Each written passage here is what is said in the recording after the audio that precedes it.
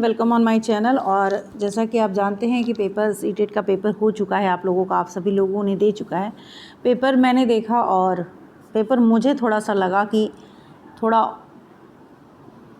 थोड़ा सा इसको और टफ़ आने लगा है पेपर, क्योंकि बहुत सारे क्वेश्चन ऐसे थे। अगर कॉन्सेप्ट आपका क्लियर नहीं है, मैं पहले से स्टार्टिंग से ही कह रही थी आप लोगों से कि कॉन्सेप्ट क्लियर करना बहुत ज़रूरी है। और वैसे ही कॉन्सेप्ट बेसिक क्वेश्चन आए हुए हैं। जिन्होंने एनसीईआरटी को बहुत समझ के पढ़ा है वो उनके लिए पेपर अच्छा था। तो चलिए साइंस के क्वेश्चन जो हैं 30 क्वेश्चन वो देखेंगे, और इस वीडियो के बाद मैं एक और वीडियो दूंगी जिसमें मैथ के क्वेश्चंस होंगे। तो मैथ और साइंस वालों के लिए हिंदी का लैंग्वेज 1 जिन्होंने चुना था उनके 15 क्वेश्चन यानी गद्यांश पद्यांश 2 सेट में मैंने दिया है आंसर की। सीडीपी की दे दिया है पेपर 2 का। तो धीरे धीरे मैं आंसर कर रही हूँ, और अभी सुबह से मैं इसको सॉल्व करने में लगी हुई थी। तो अभी आंसर जो दिया है वो आपके मैक्सिमम 99% सही हैं, और 1% इसलिए नहीं बोला क्योंकि हम लोगों को ऑफिशियल आंसर की का वेट करना पड़ता है, क्योंकि वहाँ पे कभी कभी 2 ऑप्शन और दोनों को ही सही बोल दिया जाता है। तो इस तरीके के भी कुछ 1-2 प्रश्न मुझे मिले। तो चलिए देखते हैं क्वेश्चन नंबर 1, जिसमें पूछा गया है कि जो इफ़ ऑब्जर्वेशन इज़ रिप्रेजेंटेड, यहाँ पे ABCD जो ऑप्शन दिए गए हैं। धातु ऑक्साइड प्रकृति में क्षारीय होते हैं, हिंदी वाला लेंगे, इंग्लिश वाला भी ऊपर लिखा है, देख सकते हैं। वायु गर्म होने पर फैलती है। कार्बन डाइऑक्साइड प्रवेश कराने पर चूने का पानी दूधिया हो जाता है।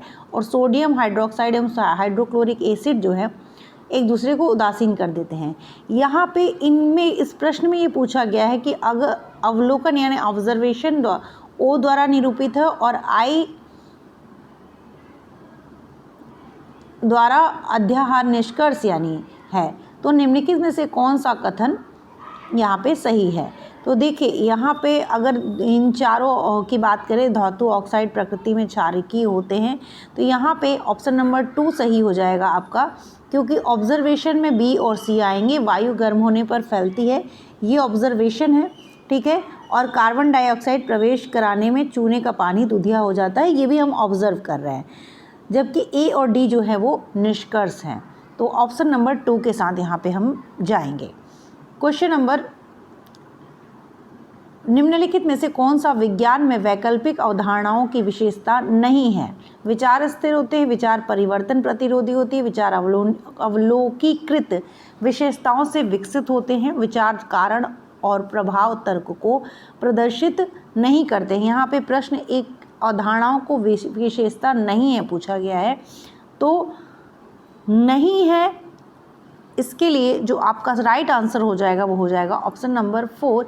विचार कारण और प्रभाव जो है तर्क को प्रदर्शित नहीं करते हैं, ये ऑप्शन आपका इस नहीं है की वजह से ये सही हो जाएगा, ठीक है। तो 63 क्वेश्चन नंबर, निम्नलिखित कथनों को पढ़िए और सही उत्तर का चुनाव कीजिए। यदि यह अनुशंसित है कि अम्ल को तनु बनाने के लिए जल में अम्ल डाला जाना चाहिए, न कि अम्ल में जल, जो भी है। अम्ल का मंदन करना उच्च रूप से ऊष्माक्षेपी अभिक्रिया है, ठीक है। इसका राइट आंसर फटाफट से बताऊंगी मैं आप लोगों को, क्योंकि बहुत देर से मैं इस पर पूरा काम कर रही थी। आप लोगों को से रिक्वेस्ट है कि वीडियो को लाइक ज़रूर करिएगा और चैनल को सब्सक्राइब ज़रूर करिएगा। तो यहाँ पे देखिए कथन और कारण जो है दोनों सही हैं, तथा जो रीज़न दिया गया है वो एक ही सही व्याख्या है, इसलिए ऑप्शन नंबर 1 की तरफ जाएंगे हम। क्वेश्चन नंबर 64 देखते हैं। निम्नलिखित कथनों को पढ़िए और सही उत्तर का चुनाव कीजिए। तो अभिकथन कहता है कि थल प्राणियों की तुलना में जलीय प्राणियों की श्वसन दर धीमी होती है। तर्क कहता है कि जल में घुली हुई ऑक्सीजन की उच्च मात्रा जलीय प्राणियों की श्वसन दर को प्रभावित करती है, ठीक है। तो यहाँ पे जो राइट आंसर हो जाएगा वो हो जाएगा आपका ऑप्शन नंबर 4। A और R दोनों ही गलत है। अभिकथन और तर्क जो हैं दोनों ही गलत हैं, ठीक है। तो यहाँ पे 64 का ऑप्शन नंबर 4 करेक्ट हो जाएगा।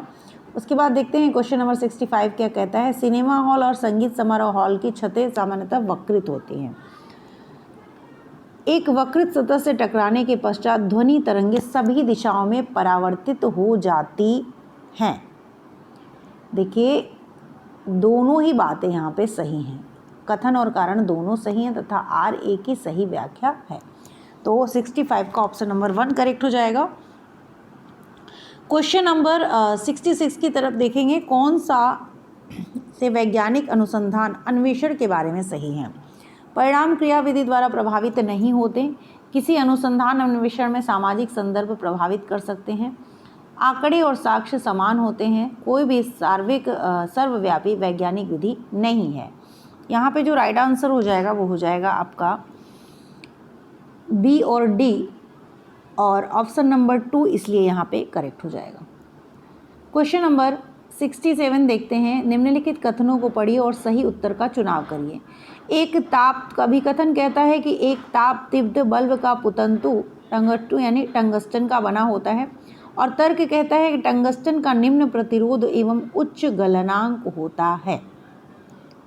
क्या ऑप्शन आपका सही होगा? तो यहाँ पे जो ऑप्शन नंबर 3 है वो आपका करेक्ट हो जाएगा कि अभिकथन सही है, लेकिन जो उसका कारण है, तर्क है, वो गलत है। ठीक है, तो ऑप्शन नंबर 3 की तरफ जाएंगे। क्वेश्चन नंबर 68 देखते हैं। क्वेश्चन नंबर 68 कहता है कि एक प्लास्टिक की बोतल है और उसमें भिन्न भिन्न स्तरों पर समरूप 3 छेद किए गए, 1 2 3 छेद किए गए हैं। बोतल को पानी से भर दिया गया है। ठीक है, एक बोतल है, उसमें 3 छेद किए गए हैं, बोतल को पानी से भर दिया गया है, और निम्नलिखित से कौन सा कथन छेदों से पानी के प्रवाह के बारे में सही है पूछा गया है। निम्नतम छेद से पानी अधिकतम बल के साथ बाहर आएगा। ठीक है, क्वेश्चन जो पूछा गया उसको ध्यान से समझिएगा। अब सभी छेदों से समान पानी उच्चतम छेद से पानी अधिकतम बल के साथ आएगा। सभी छेदों से पानी समान रूप से बाहर आएगा। निम्नतम छेद से पानी अधिकतम दूरी पर गिरेगा। उच्चतम छेद से पानी अधिकतम दूरी पर गिरेगा। सभी छेदों से पानी समान दूरी पर गिरेगा। ऐसा नहीं होता है, सभी छेदों से समान दूरी पर नहीं होगा। यहाँ पे जो राइट आंसर हो जाएगा वो हो जाएगा आपका ऑप्शन नंबर 4, 68 का ऑप्शन नंबर 4 यानी ए और डी। ए कहता है कि निम्नतम छेद से पानी अधिकतम बल के साथ बाहर आएगा, और डी कहता है कि निम्नतम छेद से पानी अधिक दूरी पर गिरेगा। ठीक है, तो ये वाला ऑप्शन हमारा सही हो जाएगा। तो क्वेश्चन नंबर ए और डी जो है वो सही है, तो ए और डी ऑप्शन नंबर 4 में है, और ये हमारा राइट आंसर हो जाएगा। क्वेश्चन नंबर 69 देखते हैं। 68 का ऑप्शन नंबर 4, 69 क्वेश्चन नंबर देखते हैं। निम्नलिखित में से क्या मानव परिसंचारी प्रणाली को वर्णित करेगा। विवृत एकल संचारी, विवृत द्विसंचारी, संवृत एकल संचारी या संवृत द्विसंचारी। तो यहाँ पे संवृत द्विसंचारी जो है ऑप्शन होगा वो सही हो जाएगा। 69 का option number 4 is the correct answer. Question number 70 देखते हैं। एक कक्षा का एक शिक्षक पादपों और जीव जंतुओं में अनुकूलन विषय पर विद्यार्थियों की वैकल्पिक अवधारणाओं की पहचान करने की योजना बनाता है। इस उद्देश्य के निम्नलिखित रणनीतियों के समुच्चय में से कौन सा सर्वाधिक उपयुक्त है। जो राइट आंसर है उसकी तरफ चलेंगे, और जो यहाँ पे राइट आंसर हो जाएगा वो हो जाएगा ऑप्शन नंबर 2, पोर्टफोलियो, सामूहिक परिचर्चा, नैदानिक प्रश्नावली। ठीक है, क्वेश्चन नंबर 71 देखते हैं। उर्वरकों एवं कीटनाशकों का अति प्रयोग के कारण निम्नलिखित में से कौन सा नहीं होगा पूछा गया है। इस बात को ज़रा ध्यान रखिएगा, और थोड़ा सा इसमें मुझे क्वेश्चन मार्क लगा सकती हूँ मैं, बट फिर भी जो राइट आंसर मुझे लग रहा है वो है आपका नाइट्रीकरण। ठीक है,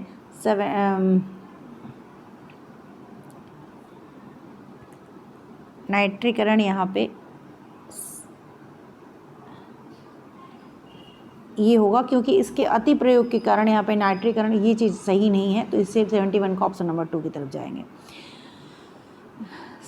72 ऐसे इसको आप क्वेश्चन मार्क के रूप में एक तरीके से रख सकते हैं, छोड़ देते हैं मैं इसको, लेकिन मेरी तरफ से 92 अगर मुझे लगाना हो तो मैं 2 की नाइट्रीकरण की तरफ जाऊँगी।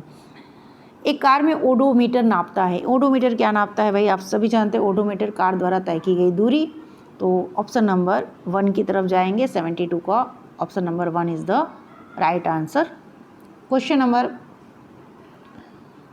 73 क्या कहता है, निम्नलिखित में से वैज्ञानिक नियमों के बारे में कौन सा सही है। तो यहाँ पे जो राइट आंसर हो जाएगा वो हो जाएगा ऑप्शन नंबर 1। वे अवलोकनशील परिघटनाओं के मध्य संबंधों का वर्णन करते हैं। ठीक है, ये ऑप्शन आपका सही हो जाएगा। क्वेश्चन नंबर 74 देखते हैं, और 74 है, निम्नलिखित में से कौन सा कथन सही है। स्वपरागण केवल द्विलिंगी पुष्प में होता है। द्विलिंगी पुष्प जो हैं वो स्व एवं पर परागण दोनों प्रकार से पराग सींच सकते हैं। तो यहाँ पे जो राइट आंसर हो जाएगा 74 का वो हो जाएगा आपका ऑप्शन नंबर 2, यानी ए गलत है और बी सही है। ठीक है। क्वेश्चन नंबर 75 क्या कहता है, निम्नलिखित में से कौन सी गतिविधि आगमिक विवेचन के लिए सर्वाधिक उपयुक्त है। 75 का यहाँ पे ऑप्शन नंबर 2 सही हो जाएगा। विद्यार्थियों को समतल दर्पण में आपतन कोण के विभिन्न मापों के लिए परावर्तन कोण मापने के लिए कहना।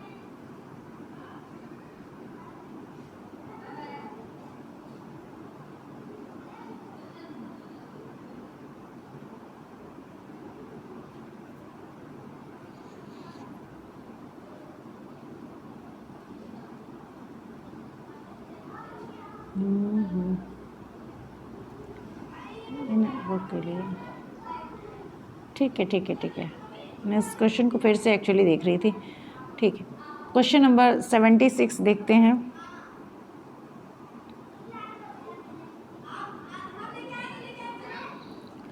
पुरुष के क्वेश्चन नंबर 76 देखते हैं। पुरुष के 2 शुक्राणु स्त्री के 2 अंडों के साथ मिलते हैं, बनने वाले जुड़वा होते हैं। इसमें ऑप्शन जो नंबर 2 है, ये भ्रातृ जो है वो ऑप्शन सही हो जाएगा। 76 का ऑप्शन नंबर 2 करेक्ट आंसर होगा। क्वेश्चन नंबर 77 देखते हैं। निम्नलिखित में से कौन सा कथन वर्षा जल संरक्षण के बारे में सही है।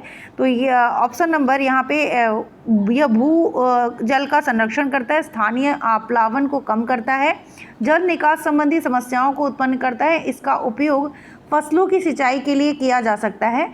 तो यहाँ पे जो राइट आंसर हो जाएगा वो हो जाएगा ए, बी और डी, और ए, बी और डी ऑप्शन नंबर 3 की तरफ जाएंगे और ये हमारा सही आंसर हो जाएगा। क्वेश्चन नंबर 78 देखते हैं। कक्षा में सामाजिक वैज्ञानिक मामलों की परिचर्चा सहायता करती है अधिगमकर्ताओं में तर्क संगत कौशल का विकास करने में, किसी मामले पर बहु परिप्रेक्ष्यों का विकास करने में, नागरिक विज्ञान संबंधी गतिविधियों को प्रेरित करने में, या विज्ञान के विकास में समाज की भूमिका के महत्व को स्वीकार करने में। ठीक है, तो यहाँ पे जो राइट आंसर हो जाएगा वो हो जाएगा आपका 78 का ऑप्शन नंबर 4, यानी बी, सी और D is the right answer. ठीक है, क्वेश्चन नंबर 79 की तरफ चलते हैं, और यहाँ पे क्वेश्चन नंबर 79 कहता है कि निम्नलिखित में से कौन सा जांच पड़ताल की तरफ विज्ञान को चित्रित करता है। तो दिए गए पादपों का शाखों, झाड़ियों एवं वृक्षों में वर्गीकरण करना, चने के बीजों में अंकुरण की दर को प्रभावित करने वाले कारकों का अन्वेषण करना, नारियल के पेड़ में के 5 उपयोग सूचीबद्ध करना, या विभिन्न पर्णों में शिराविन्यास के प्रकारों का अवलोकन करना जांच पड़ताल की तरह पूछा गया है। तो यहाँ पे जो राइट आंसर हो जाएगा वो हो जाएगा ऑप्शन नंबर 2, चने के बीजों के में अंकुरण की दर को प्रभावित करने वाले कारकों का अन्वेषण करना। क्वेश्चन नंबर 80 देखेंगे। अजेंडर विज्ञान में लिंग प्रति संवेदी शिक्षा शास्त्र अपरिहार्य बनाता है। लिंग संबंधित संवेदनशील भाषा के उपयोग को, रूढ़िबद्ध धारणाओं की जांच परख करने में विद्यार्थियों को संलिप्त करने को, या लिंग आधारित समूह बनाने को, विभेदीकृत निर्देश एवं आकलन के प्रयोग को। इस तरह के प्रश्न बड़े खतरनाक होते हैं, जिसमें बहुत सारे ऑप्शन आपके ए, बी, सी, बी, डी, ये इस तरह की बात कर रहे हो। लिंग से, जेंडर से संबंधित क्वेश्चन तो बहुत आसान होते हैं, लेकिन जिस भी प्रश्न में ए, बी, डी, तो वहाँ पे आपकी पूरी कॉन्सेप्ट अगर आपकी पकड़ है तो आप आंसर तक पहुँच सकते हैं। ठीक है, तो यहाँ पे जो राइट आंसर हो जाएगा वो हो जाएगा आपका option number 3 according to me. Option number 3 यानी ए और बी सही हैं। क्वेश्चन नंबर 81 देखते हैं। और 81 में वो कहा गया है कि निम्नलिखित कथनों को पढ़िए और सही उत्तर का चुनाव कीजिए। S1 प्रकाश संश्लेषण ऊष्माक्षेपी अभिक्रिया है और श्वसन ऊष्माक्षेपी अभिक्रिया, प्रकाश संश्लेषण ऊष्माशोषी अभिक्रिया है और श्वसन ऊष्माक्षेपी अभिक्रिया है। तो यहाँ पे जो राइट आंसर होगा वो हो जाएगा आपका S1 और S2 दोनों सही हैं। ठीक है, S1 और S2 दोनों सही हैं। क्वेश्चन नंबर 82 देखते हैं। और क्वेश्चन नंबर 82 में जो मैंने अम्ल एसिड बेसिस वाला चैप्टर पढ़ाया था वही वाला चैप्टर है। तो हल्दी कोई परिवर्तन नहीं, अम्ल में होने वाला परिवर्तन। तो इसका आंसर ABCD क्रमशः है। तो यहाँ पे जो राइट आंसर हो जाएगा वो हो जाएगा हल्दी कोई परिवर्तन नहीं, चाइना रोज गहरा गुलाबी, phenolphthalein C, Mithil orange D। ठीक है, तो रंग में होने में ये मैंने लोगों को पूरा चैप्टर लाइव क्लास में समझाया था। और इसका जो राइट आंसर हो जाएगा वो हो जाएगा आपका ऑप्शन नंबर 1, रक्ताभ भूरा हरा रंगहीन ऑरेंजी, ऑरेंज यानी नारंगी। ठीक है,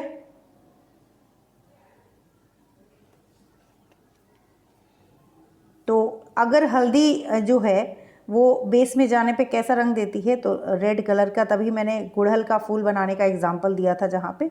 तो ये वाला आपका सही हो जाएगा। क्वेश्चन नंबर 83 की तरफ जाते हैं। 82 का ऑप्शन नंबर 1, 83 की तरफ जाते हैं। The colour of the flame depend on, ज्वाला का रंग निर्भर करता है किसकी। तो यहाँ पे ज्वाला का रंग जो है वो दाह्य पदार्थ की प्रकृति और ऑक्सीजन की आपूर्ति पर, दोनों पर ही डिपेंड करता है, यानी A और B दोनों सही हैं। 83 का option number 3 is the right answer. Question number 84 देखते हैं। Which of the following factors are responsible for generation and flow of wind on, निम्नलिखित में से कौन से कारक पृथ्वी पर पवनों के जनन एवं बहाव के लिए उत्तरदायी हैं। तो यहाँ पे जो राइट आंसर हो जाएगा वो हो जाएगा ऑप्शन नंबर 2, महासागरों का अनियमित परिवर्तनीय तापन।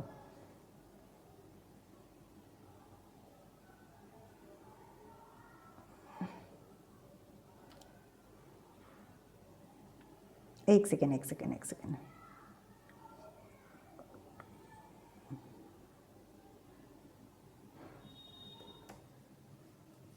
सॉरी ये उसका आंसर था, ये गलत हो जाएगा। और यहाँ पे जो राइट आंसर हो जाएगा वो हो जाएगा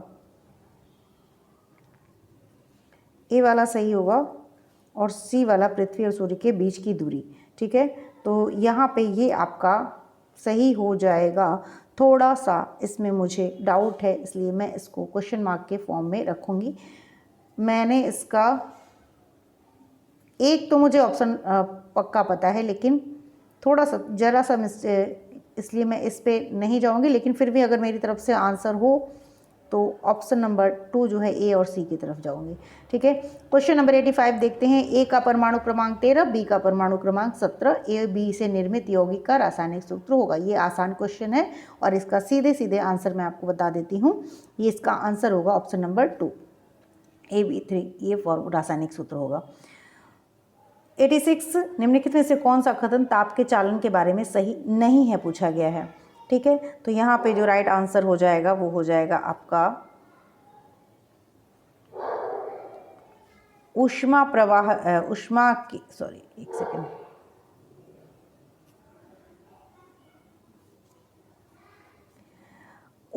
के प्रवाह के लिए दो वस्तुओं को एक दूसरे के संपर्क में होना चाहिए। यहाँ पे ये आपका ऑप्शन सही हो जाएगा 86 का। ठीक है, ऑप्शन नंबर 2। 87 का देखते हैं। 87 में क्या कहा गया है, तो एक वस्तु को जब द्रव A में डाला जाता है तो वह द्रव के बाहर अपने आयतन के 1/4 भाग के साथ तैरती है, तथा जब द्रव में डाला जाता है, द्रव A में डाला जाता है तो इतना, और द्रव B में डाला जाता है तो द्रव के बाहर अपने आयतन के 3/4 भाग के साथ तैरती है। निम्नलिखित में से कौन सा कथन सही है। द्रव A का घनत्व द्रव B के घनत्व से अधिक है, दोनों द्रवों का समान घनत्व है। द्रव बी का घनत्व द्रव ए के घनत्व से अधिक है। उपरोक्त सूचना के आधार पर द्रवों के घनत्व की तुलना नहीं की जा सकती। तो यहाँ पे जो राइट आंसर हो जाएगा वो जाएगा ऑप्शन नंबर 1, यानी द्रव ए का घनत्व द्रव बी के घनत्व से अधिक है।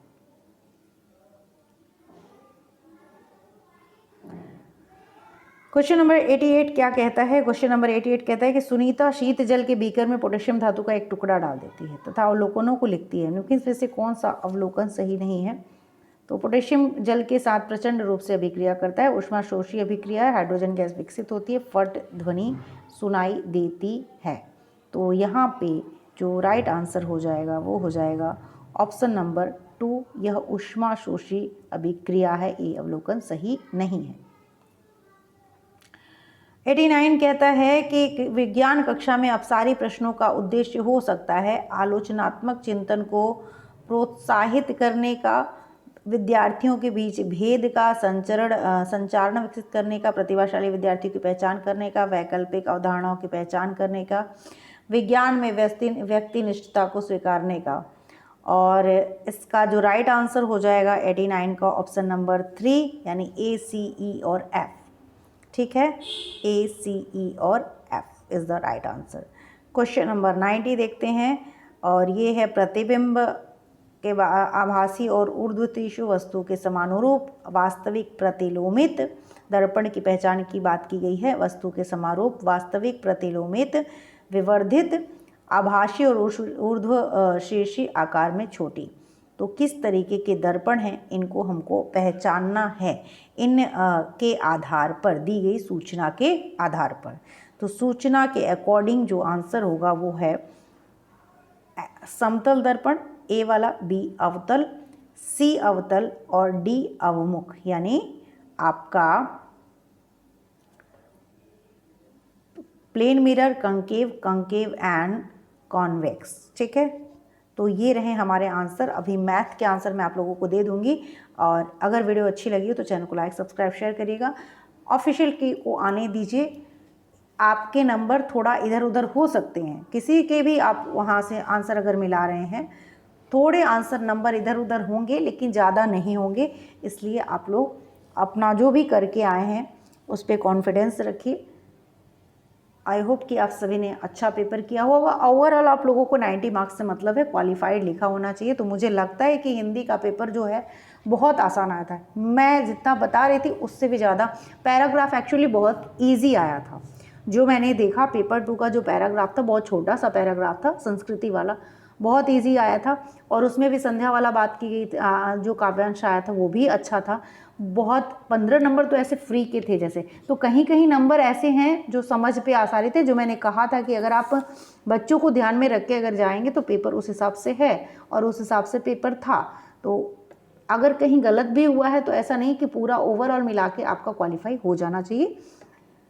अगर पढ़ के गए होंगे तो बिल्कुल होगा। थोड़ी चीज़ें मैंने जो बताई थी स्टार्टिंग में आप लोगों को, अगर आपने उनको सुना होगा, क्योंकि हम अगर बताते हैं ना तो हमने भी आपके जैसे फेस किया हुआ है, हम भी आपकी स्थिति में रहे हैं और जिन चीज़ों से हम होके बाहर निकले हैं। तो ऐसा नहीं कि हम डायरेक्ट ये चीज़ें बता रहे हैं। तो हम लोगों ने वो आप लोगों की जगह पे एक एक नंबर की जो कीमत है, जैसा डर आपके मन में अभी होगा, हम लोग भी पेपर दे के आते थे, फटाफट में लाने की कोशिश करते थे, बुक खोलते थे, अरे ये आंसर कहाँ है। ये सब चीज़ें हम लोगों ने भी झेली हैं। तो सभी ने जो भी हो रहा है नेचुरल हो रहा है, पेपर का वेट करिए और क्वालिफाइड आए, बस इतना आप लोगों के मन में होना चाहिए कि क्वालिफाई हो जाए कैसे भी, क्योंकि आपका इसके बाद सुपर टेट की तैयारी मैं कल 2 दिन के बाद से ऑब्वियसली कराऊंगी। ठीक है, तो मिलते हैं। अभी मैथ के पेपर को मैं आप लोगों के साथ आंसर की डायरेक्ट शेयर करूंगी, तो उसको आप लोग देख सकते हैं। अगर वीडियो अच्छी लगी हो तो प्लीज़ चैनल को लाइक, सब्सक्राइब, शेयर जरूर करिएगा। Thank you.